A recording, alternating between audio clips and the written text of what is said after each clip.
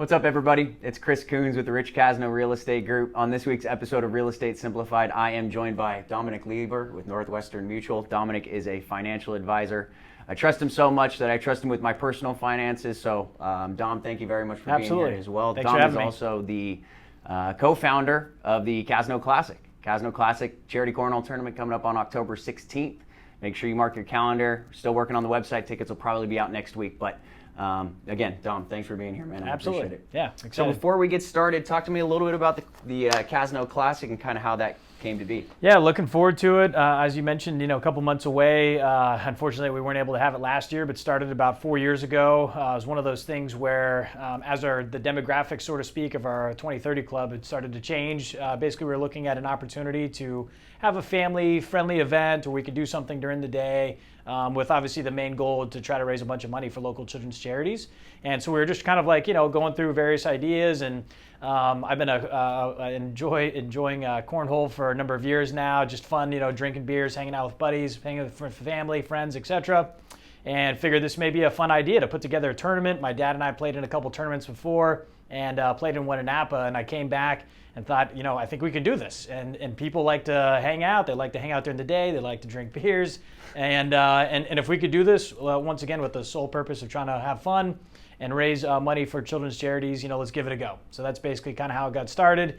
And I remember there was a little bit of doubt in our club at first, but I think as people started to show up, people started to buy tickets, made everyone a believer. And the first year was awesome. Second year even better. Obviously, the more you do events like that, you learn mistakes, you improve. Totally. And here we are, 4 years into it. So I can't wait. So how much money did you guys raise in the last event? I think the last year, the last event, I think it was like $15,000 or $16,000. Yeah, I mean, it's great. I mean, it's mostly people from Sacramento, but believe it or not, I mean, we had 120 teams. So you actually have teams coming from Reno, from the Bay Area, Stockton, Modesto, Yuba City. I mean, people come from all over the place. The ringers, yeah, because there's prize money too for first place. There is prize money, yeah, first, second, and third. So in the really good players, they use our tournament to essentially rank themselves amongst other players in the state of California and thus nationally. So turn it into a showcase. It is. You know what I mean? I never would have thought in a million years it would have turned out, but it's been great. I mean, our sponsors around Sacramento, ESAC in particular, have just been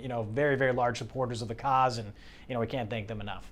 Right on. Yeah. Well, yeah. Congratulations on the event. Thanks again Absolutely. for doing it. I'm looking forward to taking it over this year. Yeah, looking forward to your help. We'll see how it goes. Appreciate No that. pressure. Yeah. So what I wanted to do today was just basically give our audience an idea of how to have, basically educate them on financial literacy, and then put steps in place so that they can start saving money and setting goals and pretty much accomplishing the financial goals that they have in place. Understandable. Yeah, huge important part of someone's life. So yeah. So when we're talking about the monthly income that you make, when you're sitting down and talking to clients, what percentage should go to rent? What percentage should go to food? What percentage should be potentially discretionary? And most importantly, what percentage of your monthly income do you think you should be setting aside and investing? Sure.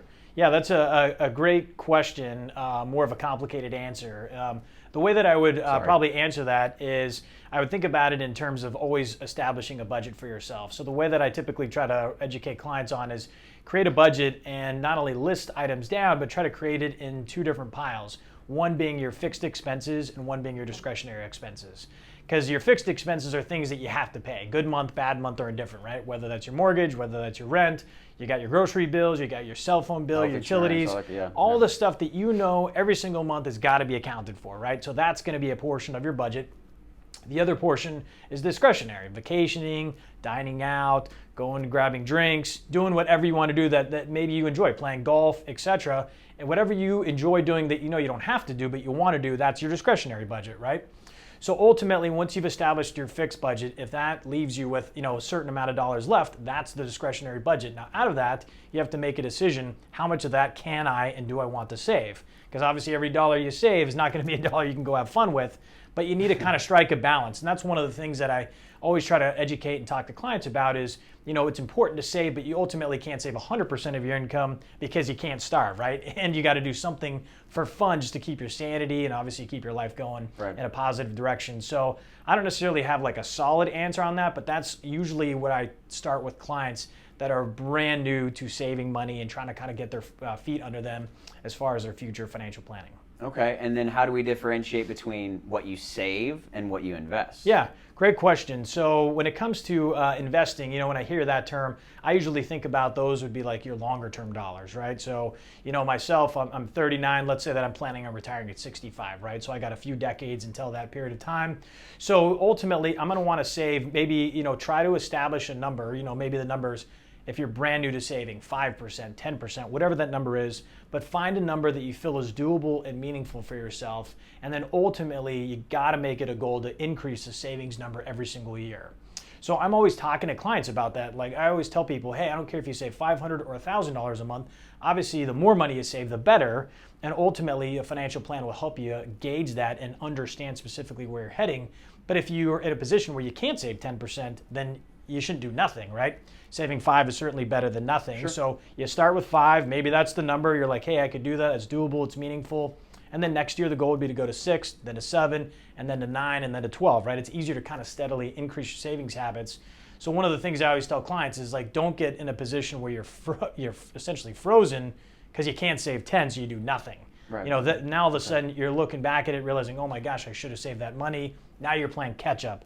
And it's a much, much harder game when it comes to saving long-term dollars to catch up because every dollar not saved, you're losing that compounding interest effect. Right. So that's why we encourage clients, save early, save often. It's something I've been taught since I was a little kid. Now, do you also recommend, investing, saving money so that you can invest it? Sure. Do you also recommend to your clients to have sort of like a savings account too? Or? Absolutely. Yeah, usually that's a great question, and the answer to that is absolutely. For savings dollars, we usually recommend somewhere around 3 to 6 months in savings. So it's just 3 to 6 months of whatever you're spending, of right? their That's living why we do that expenses. budget. Yeah. Okay, So let's just say that your expenses on a monthly basis are $5,000 a month, right? You're going to want to have somewhere between $15,000 to $30,000 saved. Now, if you're in a salary position, I could probably be more comfortable with someone only having 3 months saved because it's a little more of a consistent income. Sure. Mm-hmm. But if someone is a very volatile income or commission-based, maybe you want to have a larger cushion because, just as life goes, right? You have great months, you have bad months, and everything in between. So it's just, I find that people that have a little more volatile income, having a little more money in their savings account probably is going to help them sleep a little bit better at night. When it comes to what to do with those dollars, typically, as I always tell people, these are kind of your sleepy dollars. These are the dollars that are just going to go in a savings account. Don't expect and don't try to earn high interest because what's the key? You need that money to be safe and you need it to be liquid, right? So if something happens, your car breaks down, you got a medical emergency, your HVAC unit goes out, you have access to that money at a moment's notice, and that's the main objective. Gotcha. Okay, so let's talk a little bit about investment strategies. So, there's a difference between how you manage money for, a single, young person versus someone who's has a family, starting to set some roots, that kind of thing. So talk to me a little bit about the different investment strategies. Yeah, great question. So really a lot of this kind of stems from the client. So when we're sitting down, we're having like a client meeting, a consultation with our client, oftentimes we're trying to figure out, okay, what's your goal, right? So in other words, if we're sitting with a single person, and they're telling us, hey, Dom, I want to retire and I want to save money for retirement, right? And if they're 30, maybe, once again, they don't need the money for 35 years. So typically, not always, but traditionally, for someone with that long of a time horizon, you'd want to be a lot more aggressive with their dollars. Because once again, they don't need it for 35 years. Mm-hmm. So you have the ability to be very aggressive up front, and then over a period of time, you can taper that off. Now, if it's someone that's, once again, 30, single, but they say, hey, Dom, I want to invest and I want to buy a house in 5 years. That's what my objective is. Then it's a totally different conversation because now we know that if we save dollars for them or invest money for them, we know in 5 years they're going to call us and say, I need my money back. The house came up, the dream house that I've been wanting and looking for. They call you and say, hey, Chris, I need your help with this. Of course. Then they're going to call me and, hey, Dom, I need my money. So we can't be so super aggressive with those dollars because the fact of the matter is that if they're going to call us in 5 years and if the market declines, you don't want to be in a position where if you invest X amount of dollars and you lose money at the wrong time, now you can't buy your dream house. So you have to invest appropriately depending upon a client's goals and objectives. And that's something that, we make sure to try to understand very clearly up front. Okay. So I think one of the biggest concerns that especially newer investors have is, all right, well, if I invest this money, there's the potential that I could lose it all. Sure. How often do you see that happening, and what sort of situations can people avoid to try and stay away from? Yeah, that I mean, potential outcome? I think the reality of losing all of it is probably not necessarily an impossibility, but very unlikely, right? The way that I would look at things as well, and this is something that we really try to nail down with clients and make sure that they're very crystal clear, is understanding that risk and return go hand in hand, right? You want big home runs, you want big returns. That means what? You're going to take a lot of risk. And sometimes people can stomach that, but others can't. Sure. You know, and one thing that I've learned in almost 20 years of business is that everybody wants large returns, but they don't want to take the risk. And so we're constantly, trying to educate clients about that you can't expect to hit a home run if you're not swinging with a big bat, right? Because sometimes when you swing with that big bat, you may swing and miss. And guess what? Now you got a bad year, but you have to be able to accept risk and return. They just go hand in hand. That's part of life. That is something that we're always constantly communicating with clients, is that, hey, if you're okay taking the risk and the return, these are the sort of experiences that you should be thinking about, both on the upside and the downside of the years of investing. Okay. So in terms of what you're investing in, a lot of people, they just kind of assume it's going to be in mutual funds or CDs or whatever it ends up being. What opportunity do people have to kind of invest in companies that they're passionate about? I think it was Warren Buffett that said, invest in what you know. Sure. Right? So what kind of opportunities are offered to clients in that regard? Yeah, that's a great question. I find that most of our clients look to us to advise for them as far as the investment strategies are concerned. So if a client says, hey, Dom, I want to invest some money, either monthly or a lump sum or some sort of combination thereof, it really kind of goes back to the financial plan that we lay out for the client based upon the goals that they've shared with us. So if a client, once again, younger person, has a long time horizon, we educate them on the risks and the returns and ultimately what we're going to invest in, we'd probably in general with a younger person be a lot more aggressive with the dollars. But if we're talking to a person that's 60 and says, hey, Dom, I'm going to retire in a couple years, our time frame, our discussion is very, very different than it would be with someone like yourself, Chris, because you're young, you got a ways till retirement, right? So ultimately, when we're sitting down with that person based upon those goals is how we're going to invest the money, right? Whether that's in mutual funds or stocks or ETFs or cash or bonds, etc.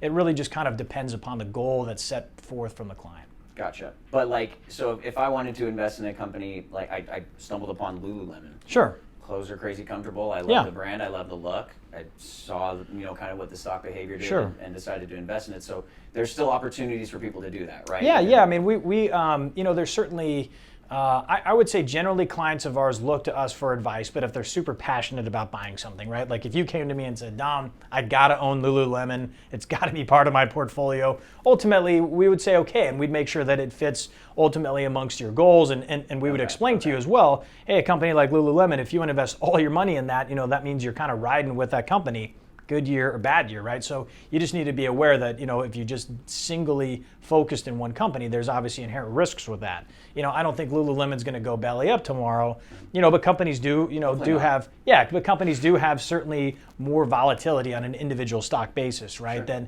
as if you invested in mutual funds. But we certainly, we find that oftentimes when we're talking with clients, it's an approach where we're letting them know, hey, this is what we advise. Is there anything else? Is there something that you want to invest in? Is there something that we're missing?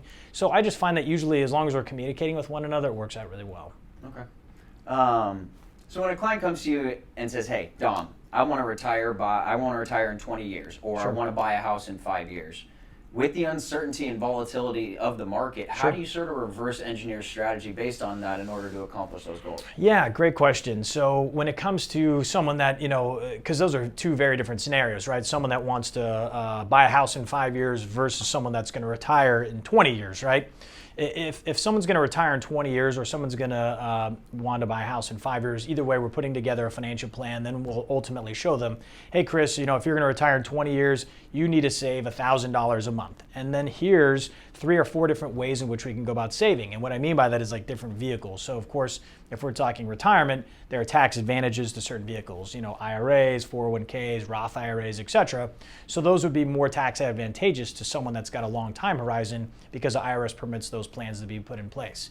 rather than someone that's going to buy a house in 5 years. We can't really put it in any quote unquote retirement tool because we know there's going to be a liquidity date in a matter of a couple of years. So therefore, we'd want to invest, like I said, a lot more conservatively, but ultimately an account where there's no penalties to take that money out, whether they find the house. I know we said 5 years, but what if they find a house in 4 years? Either way, the money needs to be, have some sort of component where there's no penalties, no restrictions to accessing the money when they choose. So it's about finding the right avenue to invest in. That's right. Okay. That's right. So you can tell me, hey, Chris, set aside this amount. Absolutely. You can't guarantee anything, obviously. Yeah, exactly. But that'll give us the best chance. Exactly. And you also look at. And we're using certain assumptions as far as rates of return, right? So it's like, hey, Chris, if you're going to invest $1,000 a month, and let's say that we grow the money on average rate of return of 6%, then I'm just picking a number, right? Ultimately, this is the path that's going to lead you on, right? But maybe the number is, $1,500 a month. Maybe you can only save $1,000 a month now, but at least hey, I'm 2/3 of the way there, right? So maybe next year we save a little bit more money, and then once again, you kind of go through that process of steadily increasing your savings over a period of time. Okay. Do you ever look at someone's monthly spending and sort of help them put a budget together? Yeah. Or is that a responsibility that you typically Well, put on the client? Yeah, that's a great question. I mean, I would say nowadays, of course, with most financial institutions, Wells Fargo, Chase, US Bank, et cetera, credit unions, they have programs now where you essentially can look at where your budget's being spent each month. And I usually suggest that a client, if they're going to do that and get real serious about that they look at the budget over about a 2 to 3 month time frame. And typically, I'd always recommend that they steer away from a month like December. Why is that? Because people just tend to spend more money buying Christmas gifts. So that's kind of an out of the ordinary month, right? Sure. So you'd want to kind of look at like August, September, October, right? Just kind of 3 months in the middle of the year. Average those out, and then have a better sense. So we do help clients with that, because usually our clients oftentimes will want to ask us questions like, hey, I think I'm doing this, or I think I'm doing that. And that's when I usually try to pump the brakes and you guys need to get a real defined budget and agree that this is what your spending habits are, and that ultimately you're comfortable with. Because if there's, if I'm talking to a couple, let's say, and one person says, hey, I think we only spent $6,000, and the other person says we're spending $8,000, you got a missing $2,000 there somewhere, right? So ultimately that's where I'm like, go back to your bank, upload your statements, figure out what you guys are spending on average those 3 months out, and then we've got a number that we can ultimately work with. Now, I understand if we're off by a couple bucks here or there, that's not a big deal, but we just don't want to have several $1,000s off, or some large denomination where you're skewed one way or the other, if that makes sense. Gotcha. Okay, and just to sort of round things off, if I came to you today, Dom, not knowing anything about investing. Sure. Where and how do I get started? Yeah, great question. So usually the first meetings that I find with our clients is more like an informational, educational meeting. So it's kind of getting to know each other, explaining what it is that I do, and ultimately how I can help you. And then the question would be turned to you. All right, Chris, I understand you want to invest money, but what for? Is the goal to buy a house? Is the goal to buy a car? Is the goal to save the money for your retirement, meaning multiple decades away? So usually those questions and answers come about, and that's ultimately how we come about providing some recommendations back to you, right? But we need to get those things in order to make a sound recommendation, right? I'm just kind of shooting from the hip, and I'm just giving you kind of like a non-answer answer, if that makes sense. For sure. So it's just give you a call, set up a time to sit down, put some goals in place, figure out exactly why you want to invest the money, and then you can figure out a way to get there. Yeah, and I find that when clients have real defined goals, it makes our recommendations much more, I believe, much more clear to why we're recommending them, right? Yep. Once again, long-term objectives versus short-term, two totally different scenarios, thus two totally separate recommendations. Fair. Okay. If you guys want to get in contact with Dom, I'll put all of his information at the bottom of the screen here. Give him a call, shoot him an email, set up a time to sit down with him, and really just put some goals together, right? The biggest takeaway that I'm getting from this is putting goals in place, figuring out exactly what you want to do and how you want to do it, right? Yeah. And the other thing, as I've been preaching to everybody, it's save early, save often, and steadily try to increase your savings habits every single year. I find that usually when people do that, as far as a gradual increase in savings, the probability of their success is tremendously higher. So that's what I've lived by, and I recommend to everyone I come across. Awesome. Tom, thanks very much for joining me. Absolutely, Chris. Thanks for having me. Yeah, absolutely. Be sure to like and subscribe to the YouTube channel, please, and thank you. I very much appreciate it. Otherwise, if you have any other questions, give me a call, shoot me a text, send me a DM, whatever's easiest. Appreciate you guys tuning into this week's episode. Hopefully, we'll get a chance to see everybody soon. Stay safe out there.